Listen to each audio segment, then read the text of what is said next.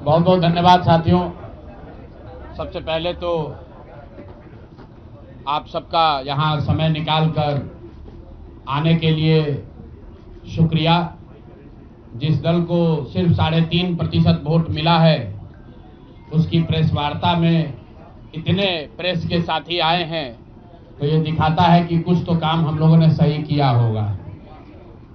हम लोग बिहार आज से 3.5 साल पहले व्यवस्था परिवर्तन के संकल्प से आए थे। एक ईमानदार प्रयास किया है और उसमें बिल्कुल सफलता नहीं मिली, ये मानने में कोई गुरेज नहीं है। व्यवस्था परिवर्तन के जिस अभियान को लेकर चले थे, व्यवस्था परिवर्तन की बात तो छोड़िए, सत्ता परिवर्तन भी हम लोग नहीं करा सके, लेकिन बिहार की राजनीति को बदलने में जरूर थोड़ी बहुत भूमिका हम लोगों की बनी है।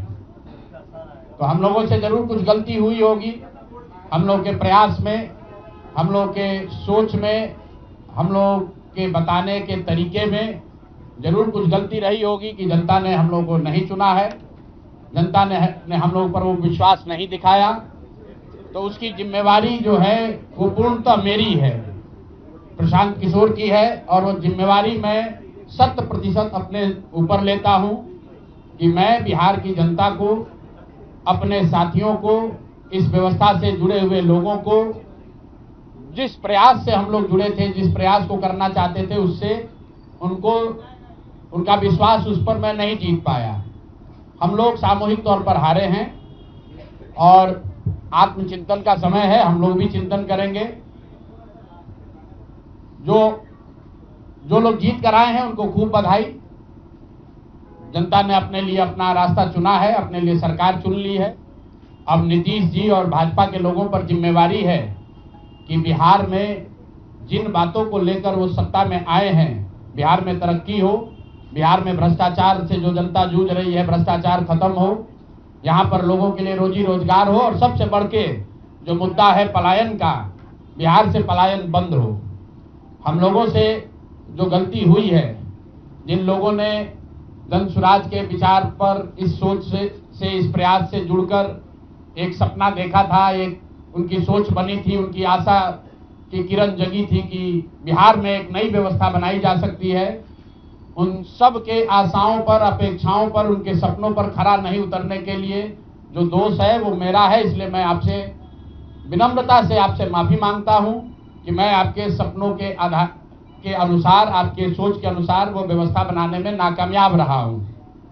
और प्रायश्चित के तौर पर मैं आज से 2 दिन के बाद 20 तारीख को गांधी भितिहरवा आश्रम में जो रास्ता गांधी जी ने बताया है, मैं अपने लोगों को, बिहार के लोगों को ये नहीं समझा पाया कि किस बात पर उनको वोट देना चाहिए, क्यों उनको नई व्यवस्था बनानी चाहिए। तो प्रायश्चित के तौर पर मैं अपने से भितिहरवा आश्रम में 1 दिन का उपवास, मौन उपवास रखूंगा। जो भी जन स्वराज के साथी हैं वो जहां पर हैं वहां, अगर वो समझते हैं कि हम लोग के प्रयास में, सोच में जो कमी रह गई, उसको सुधार के लिए प्रायश्चित के तौर पर हम लोग 1 दिन का सामूहिक उपवास रखेंगे। मैं खुद भितिहरवा, गांधी आश्रम भितिहरवा में रहूंगा, 24 घंटे का एक उपवास रखेंगे।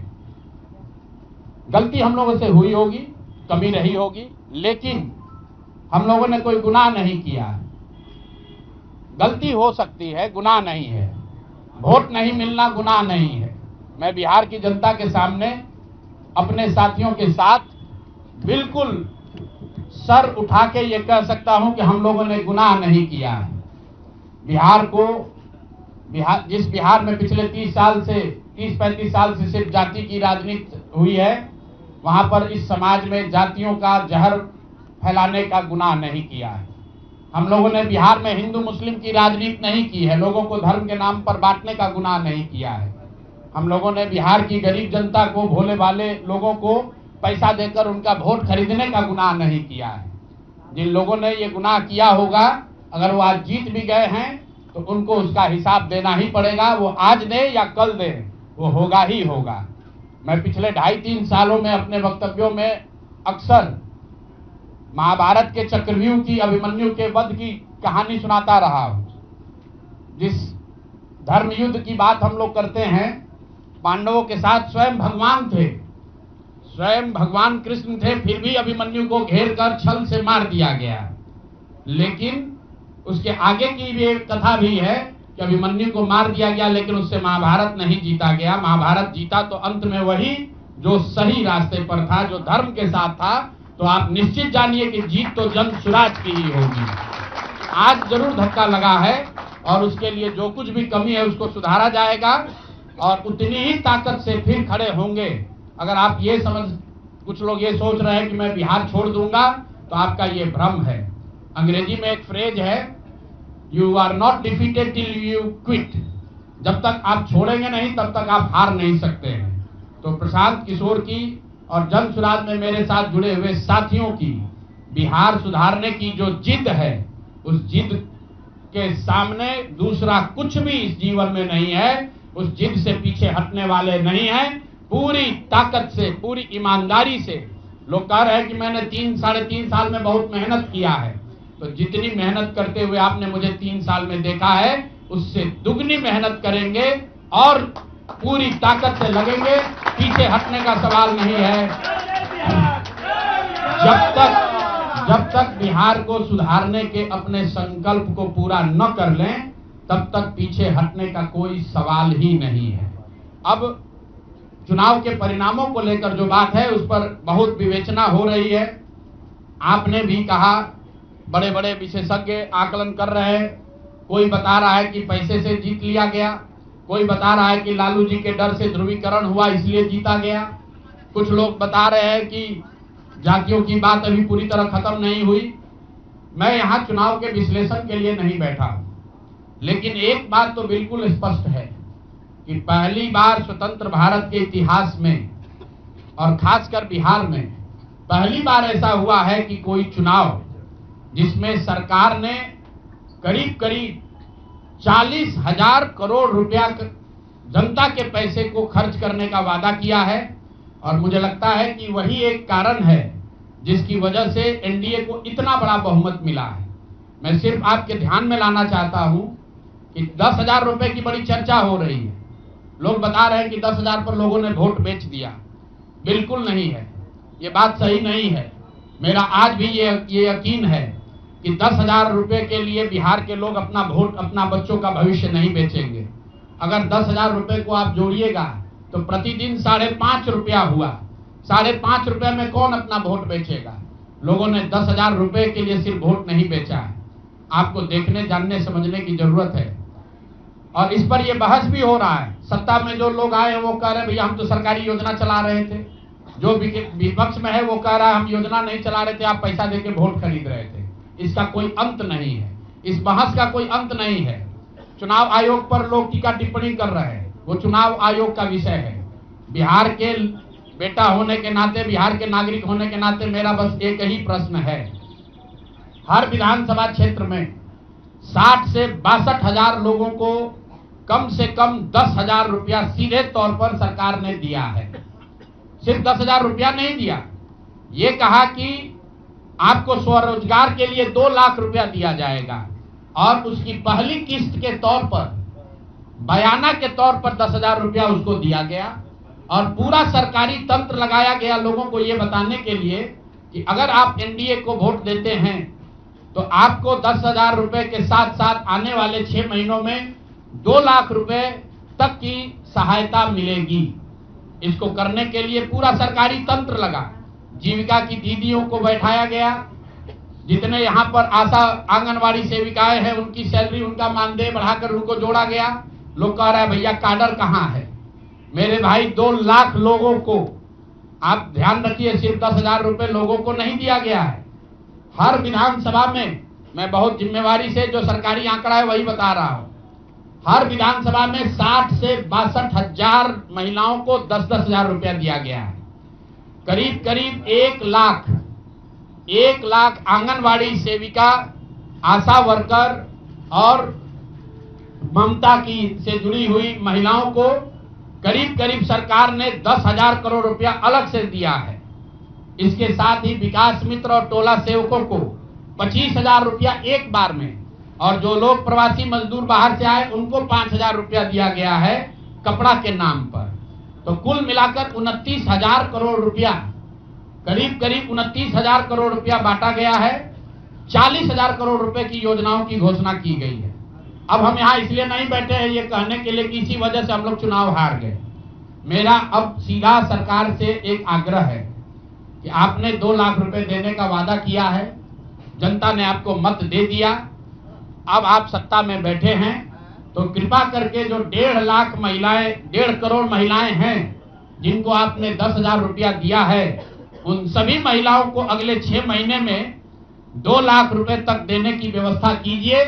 क्योंकि अगर वो हो जाएगा तो बिहार से बेरोजगारी दूर हो जाएगी, बिहार से पलायन बंद हो जाएगा। और अगर आपने ये नहीं किया तो ये बिल्कुल स्पष्ट हो जाएगा कि आपने ये 10,000 रुपया किसी योजना के तहत नहीं दिया था, सिर्फ और सिर्फ वोट खरीदने के लिए दिया था। तो वोट खरीदने के लिए पैसा दिया गया है कि किसी योजना के तहत पैसा दिया गया है, सरकारी योजना के तहत, इसका प्रमाण इस बात पर है कि आने वाले 6 महीने में सरकार ने स्वरोजगार के नाम पर जो पैसा जारी किया है, उस क्षेत्र में और पैसा और मदद जारी की जाती है या नहीं की जाती है। हम लोग एक भी विधायक न जीते कोई बात नहीं, जन सुराज, और कई लोगों का सवाल है नीतीश कुमार को 25 सीट आने की बात है, तो मैं आपके सामने घोषणा कर रहा हूं कि जो 25 सीट हमने बात कही थी उस पर बिल्कुल कायम है। अगर नीतीश कुमार ने, उनकी सरकार ने ये वोट खरीदा नहीं है, इनको 2-2 लाख रुपए दे दे, मैं बिल्कुल राजनीति से संन्यास ले लूंगा, उसमें कहीं कोई दिक्कत नहीं है, कहीं कोई दिक्कत नहीं। बिहार के 1.5 करोड़ लोगों को 2-2 लाख रुपया नीतीश कुमार दिलवा दे, मैं मान लूंगा कि हमारे आकलन में गलती थी, हमारी गलती थी। और हमारे आकलन की बात छोड़िए, अगर बिहार से बेरोजगारी दूर हो जाए, पलायन बंद हो जाए, 1.5 करोड़ परिवार, टोटल 2.5 करोड़ परिवार में अगर 1.5 करोड़ परिवार की गरीबी दूर हो जाए, तो प्रशांत किशोर को विधायक बनने की, राजनीति करने की कोई जरूरत नहीं है, हम दूसरा काम कर सकते हैं। तो आपका अगर ये सवाल है कि 25 सीट की बात है, बिल्कुल 25 सीट से ज्यादा नीतीश कुमार को ना आना चाहिए था, ना आता। एक ही फैक्टर है, ये पैसा बांटकर जो वोट आपने खरीदा है, खरीदने का आप पर इल्जाम है। तो इसको आप इतने 20 साल से आप मुख्यमंत्री हैं, तो आप इस इल्जाम को धो दीजिए। अगले 6 महीने में 1.5 करोड़ लोगों को, 1.5 करोड़ परिवार को स्वरोजगार की व्यवस्था कर दीजिए। और अगर नहीं कीजिएगा तो हम लोग यहीं पर हैं। मैं आपके सामने एक नंबर जारी कर रहा हूं, मेरा अपना व्यक्तिगत ऑफिस का 91-216, 91-216। जितने लोग हैं जिनको भी 10,000 रुपया का बयाना नीतीश कुमार सरकार ने, अधिकारियों ने, जीविका की दीदियों के माध्यम से दिया है, इस आश्वासन के साथ कि अगर आप नीतीश कुमार को, एनडीए को वोट देंगे तो आपको 2 लाख रुपया 6 महीना में मिलेगा।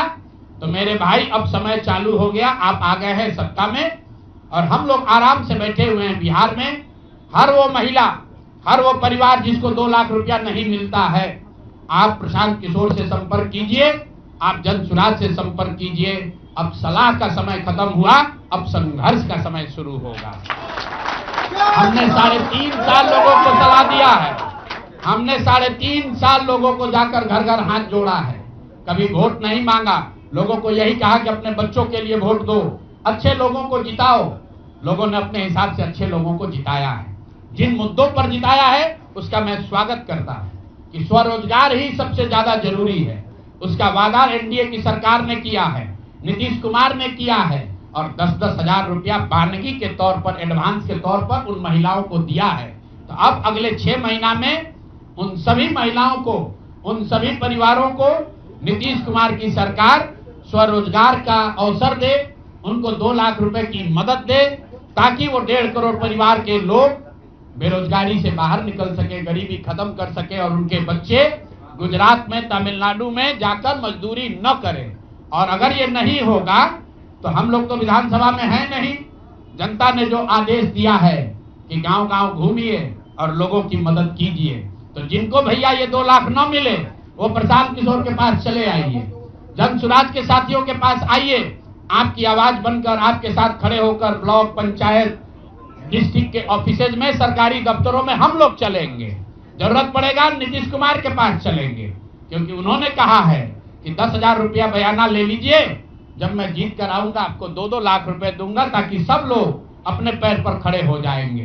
तो जन सुराज के लोग अब ब्लॉक में, और जिन लोगों ने, आपने सुना होगा सहारा में लोगों को कहा गया पैसा डबल हो जाएगा, सहारा के जिन लोगों ने एजेंट बनकर, समाज के कई लोगों ने सहारा में पैसा जमा कराया, सहारा वाले भाग गए तो लोग एजेंट को खोज रहे हैं। तो जो सरकारी अफसर नेतागिरी कर जिन लोगों ने किया है, सरकार की ओर से आश्वासन दिया है कि हम लोग आपको रोजगार देंगे, 2 लाख रुपया देंगे, जो जिन जीविका की दीदियों ने एक एक महिला को जाकर समझाया है, बूथ पर बैठकर वोट दिलवाया है, सिंबल सिखाया है, क्रमांक संख्या बताया है, वो जीविका की दीदियों की जिम्मेवारी है कि जिनको आपने ये काम कराया है, जिनके बच्चों का भविष्य आपने 10,000 रुपया में आपने सौदा कराया है, उनको पैसा मिले। और अगर वो 2 लाख रुपया नहीं मिलेगा तो 6 महीने का समय है, 6 महीने के बाद हर वो व्यक्ति जिसको पैसा नहीं मिले उसके लिए जन सुराज का, प्रशांत किशोर का दरवाजा खुला हुआ है। आप आइए, हम लोग आपकी आवाज बनेंगे, आपके साथ खड़े होंगे। हम लोग विधायक सांसद नहीं है, लेकिन समाज में हमारी ताकत जो आवाज है, आपके आशीर्वाद से वो आवाज आपके साथ जोड़ेंगे और हर हालत में आपको ये 2 लाख रुपया मिले, इसकी लड़ाई को जारी रखेंगे। दूसरी बात जो कह के मैं खत्म करूंगा, चुनाव से पहले सरकार के भ्रष्टाचार को लेकर, भ्रष्टाचारी मंत्रियों को लेकर इसी जगह पर हम लोगों ने कई प्रेस कॉन्फ्रेंस किए हैं। नीतीश कुमार को कभी व्यक्तिगत तौर पर बेईमान नहीं बताया गया है, भ्रष्ट नहीं बताया गया है, लेकिन हम लोगों का ये मानना था कि नीतीश जी का स्वास्थ्य अच्छा नहीं है, अगल बगल के लोग लूट रहे हैं, चला रहे हैं। अभी परिणाम आए हैं, नीतीश जी को देखकर लग रहा है कि नीतीश जी बिल्कुल स्वस्थ दिख रहे हैं। तो अब मेरी उनसे अपेक्षा है कि 2 दिन के बाद अभी मंत्रिमंडल बनने वाला है। कल प्रधानमंत्री जी ने भी कहा है कि बहुत बड़ी जिम्मेवारी है, हम लोग इलेक्शन मोड में नहीं, इमोशनल मोड में हैं। तो उसी इमोशनल मोड में मेरी आपसे अपेक्षा है कि भारतीय जनता पार्टी की लीडरशिप और नीतीश कुमार एक ऐसा स्वच्छ मंत्रिमंडल बनाएं जिसमें कोई दागी मंत्री न हो, कोई भ्रष्टाचारी न हो। जनता ने आपको सरकार बनाने का मैंडेट दिया है, भ्रष्टाचार करने का, भ्रष्टाचारियों को सरकार में शामिल करने का मैंडेट नहीं दिया है, भ्रष्टाचार करने का मैंडेट नहीं दिया है, लूटने का मैंडेट नहीं दिया है। तो मैंडेट, बिल्कुल मैंडेट का सम्मान है। जनता लोकतंत्र है, जनता मालिक है, जनता ने जिनको सत्ता में बैठाया है वो सत्ता में बैठे, लेकिन सत्ता में बैठकर लूटने का मैंडेट जनता ने नहीं दिया है। तो मेरी अपेक्षा है कि नीतीश जी, माननीय प्रधानमंत्री मोदी जी, अमित शाह जी, जिन्होंने बिहार की जनता को ये बताया है कि हम आपका विकास करेंगे, आपके बच्चे अब गुजरात नहीं जाएंगे मजदूरी करने, तो भाई अब आपकी जिम्मेवारी है ऐसा मंत्रिमंडल बनाइए ताकि बिहार के लोगों का पलायन बंद हो, यहाँ से बेरोजगारी खत्म हो, और जो पिछले 5 साल से लोग भ्रष्टाचार से जूझ रहे हैं वो आगे भ्रष्टाचार न हो। मेरी बात यहाँ खत्म हुई।